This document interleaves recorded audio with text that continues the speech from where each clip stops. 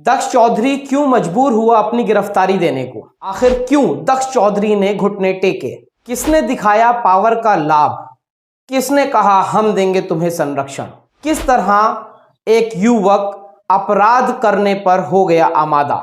धर्म की अफीम सुंगाकर क्या देश विरोधी, कानून विरोधी या यूं कहें कि आपराधिक गतिविधियों में इन्वॉल्व करना किस हद तक है सही? दक्ष चौधरी जैसे बहुत सारे युवा हैं जो पावर, पहचान और अपना भौकाल के चलते वो करते हैं जो धर्म की आड़ में अपराध है। कौन है ये दक्ष चौधरी? इस तमाम चर्चा आपसे करेंगे और क्यों ये आत्मसमर्पण अब करने को मजबूर हो गया है, इसके बारे में भी आपको बताएंगे।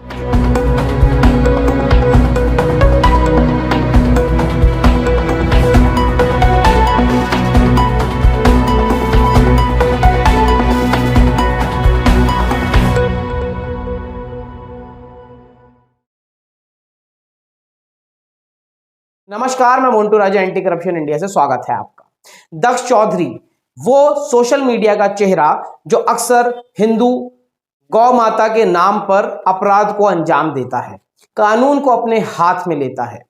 अभी आपने सुना होगा कि कन्हैया कुमार जो लोकसभा प्रत्याशी थे north east Delhi Congress party से, उनको थप्पड़ मार दिया था। दक्ष चौधरी वही है।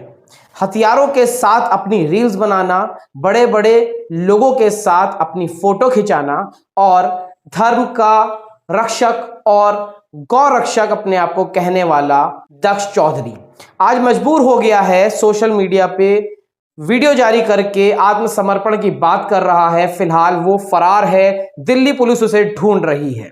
दक्ष चौधरी के कई ऐसे बयान, कई उस पे एफआईआर हैं। जब लोकसभा चुनाव हुआ उसके बाद जब अयोध्या से बीजेपी का प्रत्याशी हारा तो दक्ष चौधरी ने वहां के वोटर्स को गाली दी थी, जिसके बाद उस पर मुकदमा दर्ज हुआ। उसके बाद कई जगहों पे यह देखा गया कि दक्ष चौधरी सौहार्द खराब करने की बातें कर रहा है, लोगों को मारने पीटने की भी उसके तमाम वीडियो जो हैं वो सोशल मीडिया पे वायरल हैं। वो एक पर्टिकुलर समुदाय है जिसको वो टारगेट करता है और अपना मिथ बना के बैठा है कि ये समुदाय के लोग जो हैं वो देशद्रोही हैं और देश को हिंदू राष्ट्र बनाना है और मुसलमानों से मुक्त बनाना है।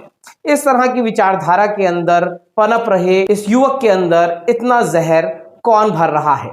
ये राजनीति का शिकार हुआ है या फिर ये जानबूझ के अपना भौकाल स्थापित करना चाह रहा है? रील अगर आप देखेंगे सोशल मीडिया पे तो वो इस तरह की है जैसे कोई गैंगस्टर बना रहा हो। दक्ष चौधरी ने एक वीडियो वायरल कर अपने आप को पुलिस के हवाले करने का वीडियो जारी किया है, जिसमें वो कह रहा है कि अब पुलिस जो है मेरे परिवार को परेशान कर रही है, मेरे भाई के साथ मारपीट करी है, मेरी बहन के साथ बदसलूकी करी है, तो अब मेरा कोई साथ नहीं दे रहा है। ना कोई धार्मिक जो सेनाएं बनी हैं ना वो साथ दे रही हैं, ना गौरक्षा करने वाले साथ दे रहे हैं, ना कोई नेता साथ दे रहा है। आखिर क्या कुछ वीडियो में कहा है दक्ष चौधरी ने, एक बार सुन लीजिए। सभी को जय श्री राम, जय गौ माता की। भाई मैं दक्ष चौधरी आज सभी हिंदुओं से मैं ये पूछना चाहता हूँ कि मेरे ऐसे कौन से अपराध हैं कि आज मुझे प्रशासन ने आतंक अपराधी घोषित कर दिया है। देशद्रोही को चाटा मारना मेरा अपराध था, या जो बांग्लादेश के अंदर जो जितने हिंदू परिवारों के साथ प्रताड़ित किया गया, हिंदू बहन बेटों के साथ रेप किया गया, उसके विरोध में आकर अगर यहाँ से भारत के अंदर जो रोहिंग्या मुसलमान रह रहे थे बांग्लादेशी, उनको खदेड़ने का काम जो किया वो क्या एक अपराध था?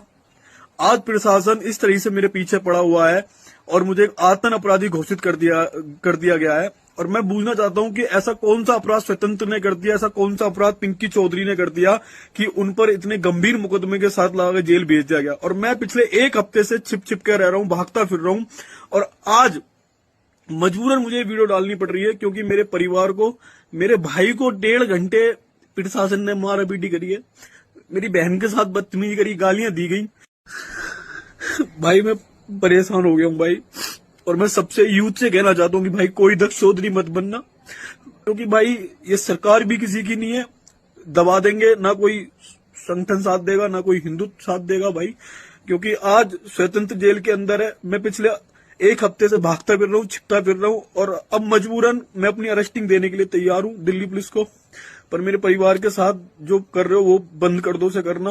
क्योंकि सादरा जो स्टाफ है वहां का, उसने मेरे भाई के साथ बहुत मारपीट करी है, छोटे भाई के साथ, मेरी बहन के साथ बदतमीजी की है। तो मैं अपनी अरेस्टिंग देने के लिए तैयार हूं। और मैं कुछ नहीं कहूंगा, बस ये कहना चाहता हूँ कि भाई मत बनना दक्ष चौधरी, क्योंकि सिर्फ मुकदमे लगाए जाएंगे, झूठे मुकदमे लगाए जाएंगे, जिंदगी बर्बाद कर दी जाएगी, दोबारा उठने नहीं दिया जाएगा तुम्हें भाई। मेरा यही यूथ के लिए मेरा यही मैसेज है भाई, मत बनना भाई। धर्म के लिए लड़ना और राष्ट्र के लिए लड़ना भाई बहुत मुश्किल है, क्योंकि कोई साथ नहीं देता ना। आज कोई हिंदू संगठन आगे आ रहा है। और जिस शोएब जमाई ने मुकदमा लिखवाया है ना, वो ओबीसी पार्टी का मौलाना है। उस मौलाना ने कभी आवाज उठाई जो बांग्लादेश के हिंदुओं के साथ वहां पे बर्बरता हो रही थी, जो बलात्कार हो रहे थे वहां की हिंदुओं की बहन बेटियों के साथ, उसने आवाज उठाई एक बार, या किसी भी देश के मुसलमान ने उनके लिए आवाज उठाई। जैसा कि आपने सुना दक्ष चौधरी को, दक्ष चौधरी अभी पूरी तरह हताश है, टूटा हुआ लग रहा है, लेकिन ये एक पॉलिटिकल स्टंट भी हो सकता है। दक्ष चौधरी के फोटो टी राजा के साथ भी देखे गए हैं, जो खुलेआम मुसलमानों के नरसंहार की बात करते हैं।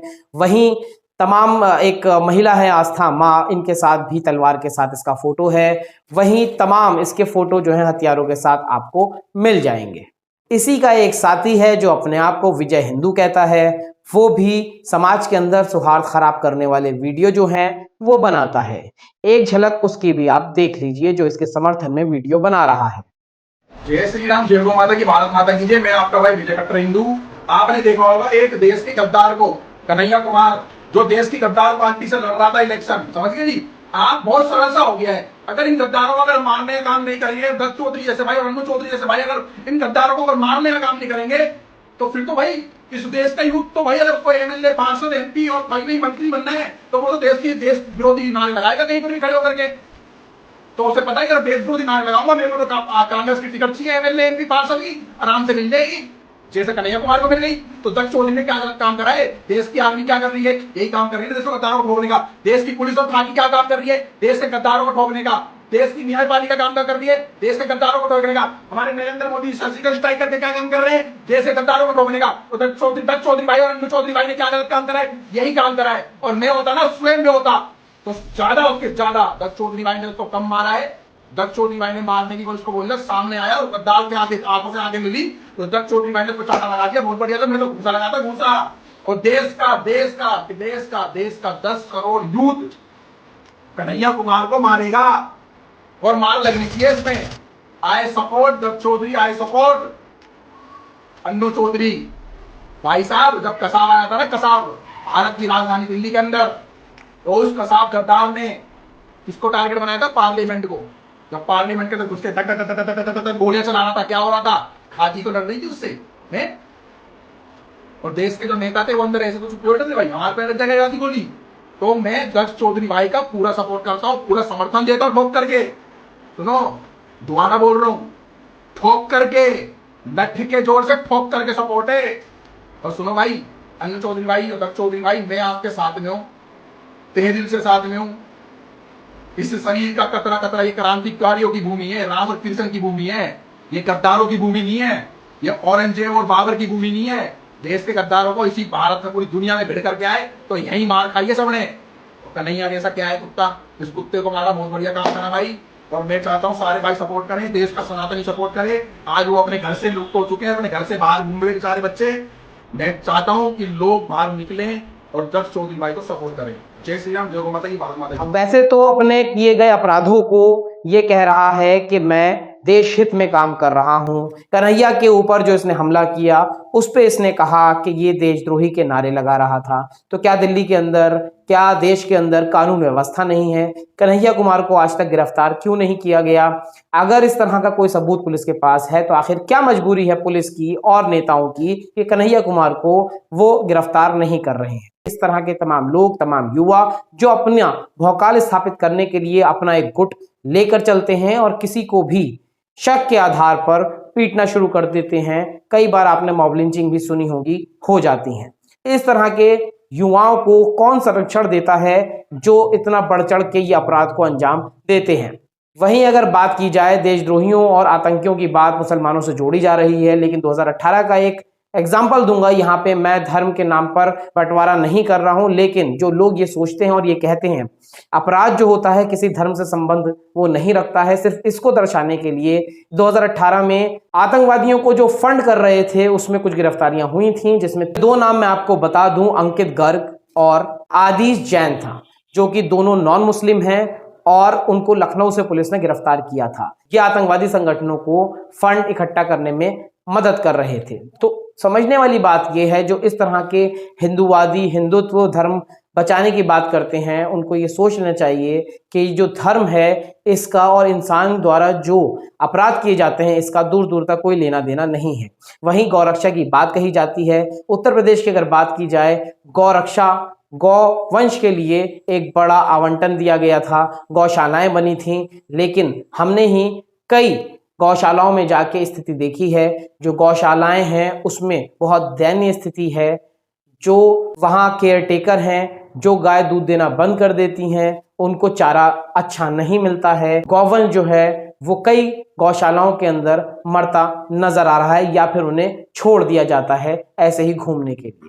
तो इस तरह की स्थिति जो है वो समाज के अंदर है। वहीं जहां दक्ष चौधरी ने कहा कि जो अभी फरमान जारी हुआ था कांवड़ियों के लिए कि नाम बदले जाएं, अब इस पर भी जो दक्ष चौधरी है उसने कहा कि आखिर समस्या क्या है, जो नाम है वो होना चाहिए।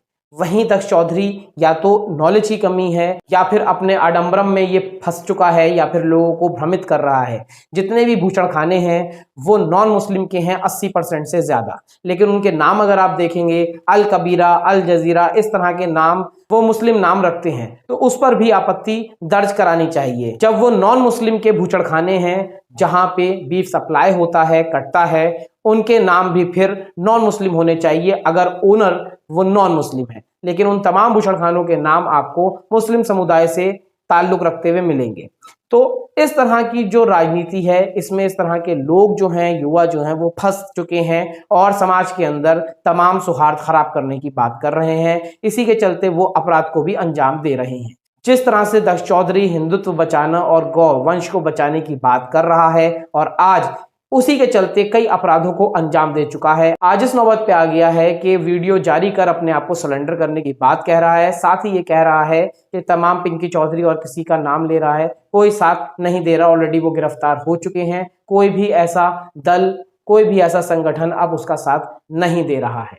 तो इस घटना से आप क्या सीखते हैं? क्या आपको लगता है जिस तरह से ये यूथ को फंसाया जा रहा है और कुछ चकाचौंध दिखा के इनसे आपराधिक गतिविधियों को अंजाम दिलवाया जा रहा है, इसके बारे में आप क्या सोचते हैं, क्या राय रखते हैं? कमेंट द्वारा जरूर साझा करें। अगर चैनल को अभी तक सब्सक्राइब नहीं किया है, सब्सक्राइब, लाइक और शेयर कर लें। एंटी करप्शन इंडिया न्यूज को आप फेसबुक, ट्विटर और इंस्टा पे फॉलो कर सकते हैं। साथ ही निष्पक्ष पत्रकारिता का आप सपोर्ट कर सकते हैं आर्थिक रूप से। डिस्क्रिप्शन में सारी डिटेल आपको मिल जाएगी। अगली अपडेट के साथ आपके समक्ष फिर प्रस्तुत होंगे। नमस्कार।